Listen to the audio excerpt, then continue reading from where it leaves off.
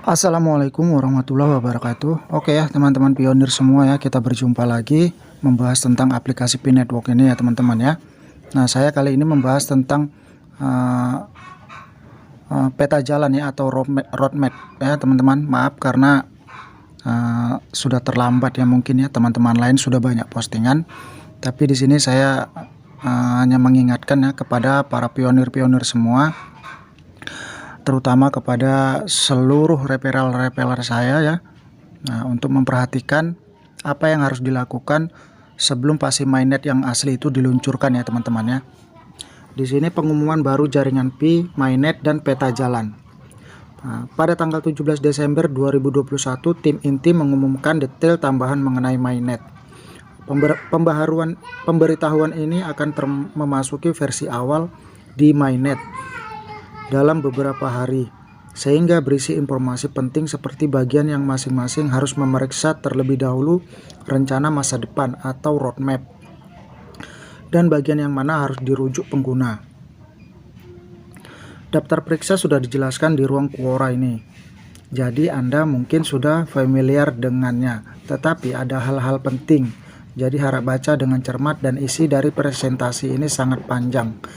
Jadi saya akan mengedit dan menulis secara singkat hanya bagian-bagian yang menurut saya penting ya teman-teman ya. Oleh karena itu Anda disarankan untuk membaca teks asli pemberitahuan di aplikasi. Nah, teks aslinya seperti ini ya teman-teman ya. Ini yang dimaksud teks aslinya.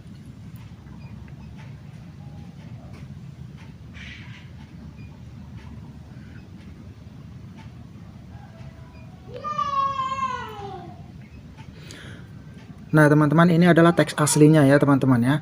Nah, ini yang begitu panjang. Tapi saya akan membahasnya yang singkat-singkat saja ya teman-teman ya. Yang penting-penting saja tentang roadmap atau peta jalan ini ya teman-teman ya.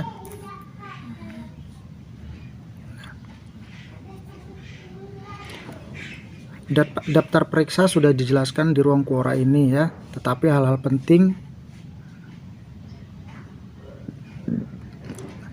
tentang daftar periksa, silakan unduh aplikasi Pi Browser secara terpisah dari Google Play Store atau App Store ya.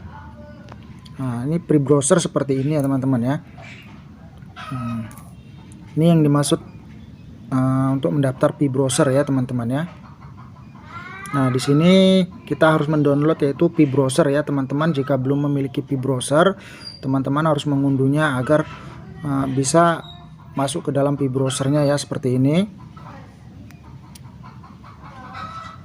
Nah, ini adalah beranda Pi Browser ya teman-teman ya. Di sini ada semua ya, wallet, KYC, blockchain ya, brainstorm, chat, Pi, main Pi, di sini semua lengkap. Makanya teman-teman yang belum memiliki atau mengunduh Pi Browser segera mengunduhnya agar bisa memiliki wallet ya, dan proses KYC pun ada di Pi Browser ini teman-teman. Oke, kita kembali lagi ya.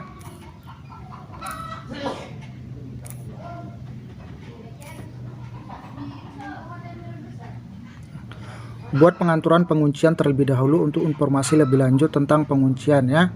Untuk penguncian teman-teman bisa seperti ini, yang video sebelumnya ya teman-teman ya. Seperti ini penguncian yaitu di mainnet. Nah, ini penguncian teman-teman ya. Teman-teman harus log up rate ya.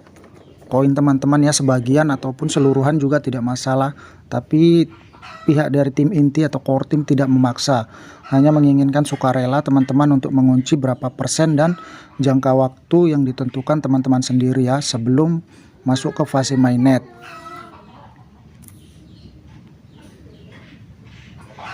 Ketika proses verifikasi KYC dimulai, masa mendatang harap selesaikan proses aplikasi.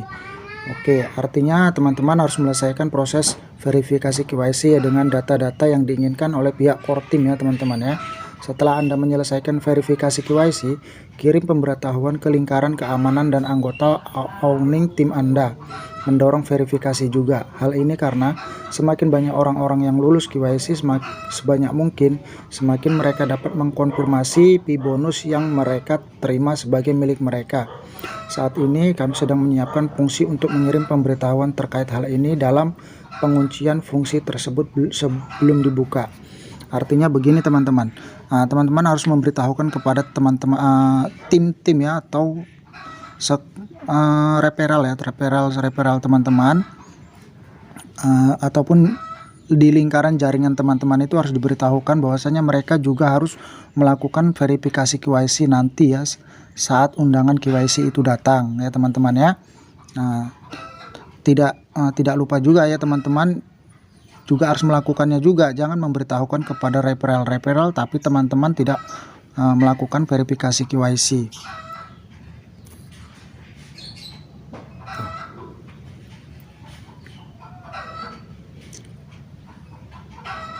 Tentang peta jalan ya teman-teman ya.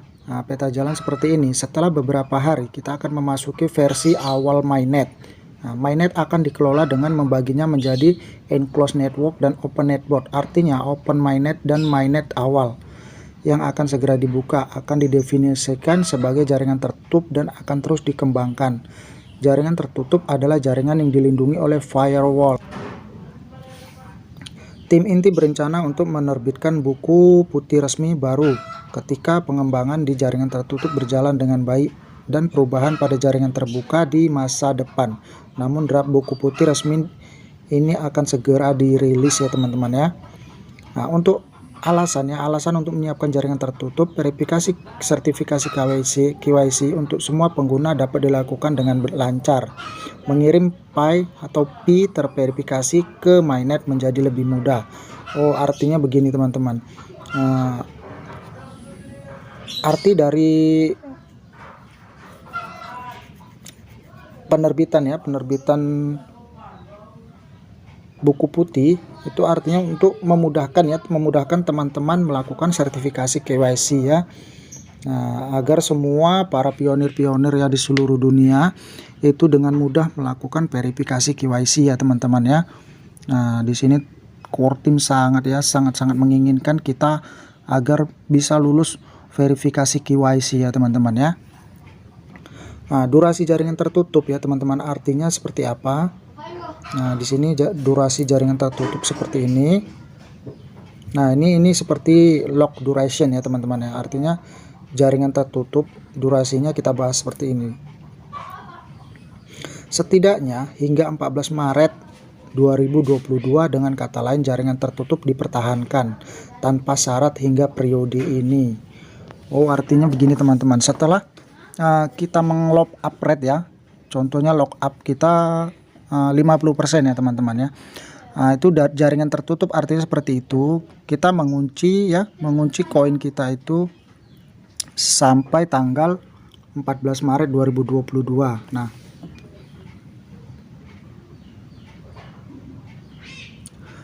Pada tanggal 28 Juni 2022 ini adalah periode yang dapat ditunda jika verifikasi pelamar KYC memakan waktu lama atau terjadi masalah lain selama periode di atas.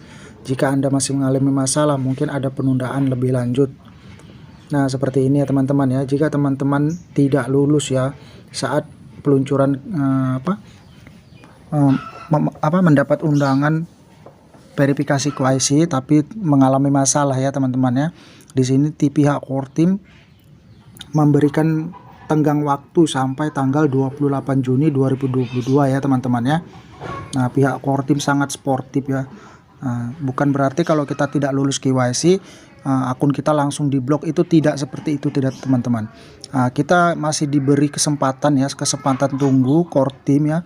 Core team menunggu sampai tanggal 22 Juni untuk melakukan penyelesaian verifikasi KYC-nya ya teman-teman ya. Ini sangat baik sekali ya kabarnya ya teman-teman ya. Kabar ini sangat baik dan sangat menggembirakan untuk ya teman-teman pionir semua ya, termasuk saya ya. Seandainya saya di awal nanti mendapat undangan KYC, saya tidak lulus, tapi saya mendapat kesempatan panjang ya sampai tanggal 22 Juni untuk melakukan sertifikasi KYC. Jika Anda masih mengalami masalah, mungkin ada penundaan lebih lanjut. Artinya sampai tanggal 22 Juni masih mengalami masalah, core team juga akan memberikan kesempatan panjang lagi ya teman-teman, tapi tidak diberitahukan sampai kapan. Apa yang dapat dilakukan pengguna selama periode jaringan tertutup? Di jaringan tertutup apa-apa saja ya. yang dapat kita lakukan, transaksi offline P dan barang antar pengguna yang telah menyelesaikan verifikasi KYC. Artinya kita bisa melakukan transaksi ya antar P ya, barang antar pengguna telah menyelesaikan verifikasi ya. Artinya sesama para pionir yang sudah selesai melakukan sertifikasi KYC ya. Yang kedua, membeli produk dari toko yang mendukung pembayaran online. Setelah kita memasuki mainnet dan kita sudah selesai ya, selesai verifikasi KYC, di sini kita bisa membeli produk ya. Artinya kita bisa membeli produk di toko yang mendukung pembayaran online menggunakan koin P ya teman-teman ya. Oh, ini sangat bagus sekali ya teman-teman ya. Seperti video-video saya yang sebelumnya tentang PJN Mall itu ya teman-teman ya, kita bisa membeli barang dengan menggunakan koin P. Dengan koin P itu kita bisa membeli barang-barang yang kita inginkan, tapi ya syaratnya itu dapat dilakukan pengguna selama periode jaringan tertutup. Oke ya teman-teman ya. Apa yang tidak dapat dilakukan pengguna selama periode jaringan tertutup? Nah, di sini setelah kita selesai verifikasi KYC ya, memasuki jaringan tertutup, apa yang tidak boleh dilakukan? Nah, yang tidak boleh dilakukan yang pertama yaitu transaksi dan transfer dengan blockchain lain. Oh, di sini kita dilarang ya teman-teman ya. Kita dilarang ya masuk, contoh kita memasuki pasar contoh ya CMC ya. CMC, CoinGecko ya, Coin Dataflow, kita dilarang masuk ke blockchain lain ya. Kita blockchain lain kita tidak boleh masuk ya, karena masih memasuki jaringan tertutup ya teman-teman ya, sampai tanggal 14 Maret 2022. Itu sangat dilarang ya teman-teman ya. Sederhananya ini secara teknis tidak mungkin, bahkan jika kita ingin melakukannya secara diam-diam, ini berarti bahwa tidak ada bursa lain yang dapat mendaftarkan P secara independen selama periode ini. Ini juga berarti bahwa Anda tidak dapat menukar P Anda dengan mata uang kripto lainnya. Artinya seperti ini teman-teman. Kemungkinan ya sebelum memasuki jaringan terbuka ya, ini blockchain lain itu mungkin tidak akan ada daftar ya. P network ini, koin P ini tidak akan ada daftarnya. Menurut saya seperti itu teman-teman ya. Karena memang tidak diperbolehkan ya di jaringan tertutup untuk melakukan transfer ya. Kita dilarang melakukan transfer di blockchain lain. Terus perilaku yang dilarang yaitu seperti ini teman-teman. Selama periode jaringan tertutup, jangan pernah melakukan tindakan berikut. Jika tertangkap oleh tim inti, semua P Anda mungkin dibekukan secara permanen. Oh, hati-hati ya teman-teman ya. Ada peringatan ya, jika tertangkap oleh tim inti, semua P Anda mungkin dibekukan secara permanen. Transaksi antar P yang pertama ya teman-teman, transaksi antar P dan semua mata uang fiat, dolar, euro, yen dan lain-lain. Dengan kata lain, Anda tidak boleh menukar uang tunai secara langsung dengan P. Oh, begini teman-teman. Selama masuk periode jaringan tertutup, kita tidak boleh menukar ya, melakukan transaksi menukar koin P kita dengan semua jenis mata uang atau mata uang fiat ya teman-teman ya. Ini tidak boleh dilakukan ya, barter dengan uang ya, uang fiat seperti dolar, euro, yen, rupiah juga termasuk ya teman-teman ya. Transaksi antar P dan semua jenis cryptocurrency. Oh, ini juga dilarang teman-teman. Kita tidak boleh transaksi dengan semua jenis koin ya. Contohnya koin P kita tukar dengan Ethereum ya teman-teman ya, dengan Bitcoin, itu sangat dilarang ya teman-teman ya. Transaksi dalam bentuk kontrak untuk membayar P dan fiat atau mata uang virtual di masa depan. Ini ini juga dilarang ya, transaksi dalam bentuk kontrak untuk membayar P dan fiat atau mata uang virtual. Artinya pada dasarnya selama periode jaringan tertutup seperti sekarang, jangan pernah berpikir untuk mengubah P untuk apapun selain komoditas. Pada akhir periode jaringan tertutup, ia akan beralih ke fase jaringan terbuka. Dari mana P akan dapat berdagang secara bebas tanpa batasan. Nah, setelah memasuki jaringan terbuka ya teman-teman ya. Nah, kalau kita nanti sudah melewati jaringan tertutup, maka jaringan terbuka akan hadir ya, akan dirilis jaringan terbuka. Nah, di sana kita sudah bisa berdagang secara bebas tanpa batasan ya teman-teman ya. Kita bisa berbelanja, menukar koin pin kita ya, barter dengan barang segala macam itu sudah bisa dilakukan ya tanpa batasan ya teman-teman ya. Ini adalah opini, ini opini dari Zhongli ya teman-teman ya. Menurut dia, bagaimanapun tim inti akan masuk ke mainnet sebelum 2021 akhir ya. Jadi mereka menempati janjinya. Tapi menurut saya itu jauh dari fungsi mainnet normal di jaringan tertutup. Mereka berlaku memiliki banyak keterbatasan yang dengan beberapa pengecualian tidak sangat berbeda dari keadaan mereka saat ini. Saya pikir fakta bahwa ini dikonfigurasi secara terpisah dan menetapkan periode sudah mengumumkan setengah mainnet. Artinya saat ini kita sudah memasuki fase setengah mainnet ya teman-teman ya. Itu menurut opini dari Zhongli ini ya teman-teman ya. Nah, saya pikir ada celah dalam kendali tim inti. Misalnya tim inti memperingatkan transaksi langsung antar Pi dan uang tunai sebagai tindakan yang dilarang selama periode jaringan tertutup. Namun saya tidak berpikir ada cara untuk mendeteksi ini kecuali seseorang melaporkan dan menyerahkan bukti dengan sempurna. Karena tim inti kami tidak dapat melacak catatan transfer tunai Anda atau memantau Anda secara real time. Anda harus bergantung sepenuhnya pada laporan orang lain untuk mengetahui aktivitas ini. Dengan kata lain, saya pikir itu mungkin kebijakan yang melarang tetapi sulit untuk dideteksi dan praktiknya. Oke, kita lanjut ya teman-teman ya. Mereka masih menepati janjinya ya teman-teman ya.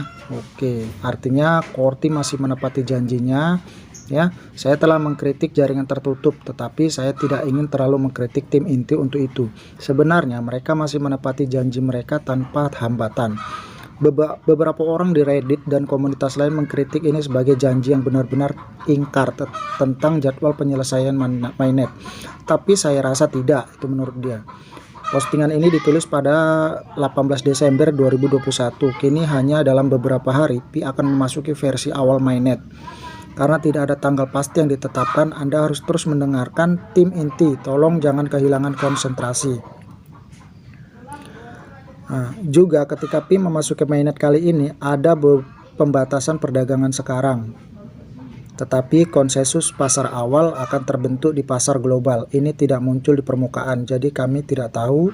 Tapi itu berarti mungkin ada berita di suatu tempat di mana nilai Pi bisa meroket. Ini adalah kekuatan ya membangun mainnet. Oleh karena itu, jika Anda belum bergabung dengan jaringan Pi, kami sarankan untuk melakukan sesegera mungkin ya untuk melakukan pendaftaran. Nah, ini beritanya sangat bahagia ya teman-teman ya. Nah, di sini kita sudah memasuki fase setengah mainnet ya menurut Zhongli. Karena fase mainnetnya akan dirilis ya akhir bulan ini ya, dalam beberapa hari ke depan. Bukan beberapa bulan ke depan, tapi beberapa hari ke depan. Nah, teman-teman harus mengingat ya tentang catatan tadi ya teman-teman. Apa yang harus kita lakukan, apa yang dilarang ya teman-teman ya. Jangan dilakukan ya. Nah, sekali lagi saya ingatkan kepada teman-teman referral saya ya, terutama referral saya. Yuk kita sama-sama melakukan share. Jika nanti mendapat undangan KYC massalnya, kita sama-sama selesaikan verifikasi KYC-nya agar koin Pi kita itu bisa berguna ya untuk kita ya teman-teman ya, untuk kita dan untuk teman-teman yang lainnya ya. Mungkin member-member teman-teman semua akan menerima hasil dari penambangan bersama ya, koin bersama itu akan didapatkan. Nah, begitu juga kepada teman-teman, ingatkan seluruh referral teman-teman untuk ya melakukan verifikasi KYC-nya ya. Selesaikan verifikasi KYC karena di sini verifikasi KYC sangat panjang ya, batasannya itu core team memberi batasan sampai tanggal 22 Juni ya pembatasannya, itu menurut Zhongli ya. Oke ya teman-teman, itu penjelasan tentang roadmap ya, tentang peraturan baru ya, atau pengumuman baru dari tim inti atau core team tentang roadmap atau peta jalan ya teman-teman ya, apa yang harus kita lakukan dan apa yang dilarang ya teman-teman ya. Oke, kita akan bertemu lagi di video-video selanjutnya membahas koin Pi ini ya teman-teman ya, yang semakin matang sepertinya ya teman-teman ya, dan sepertinya ada titik terangnya ya di beberapa hari ke depan, mudah-mudahan ya teman-teman ya. Kita akan bertemu lagi. Salam pionir, tetap semangat dan tetap menambang ya teman-teman ya, dan jangan lupa selesaikan verifikasi KYC-nya untuk referral yang ada di seluruh jaringan saya. Oke, terima kasih teman-teman.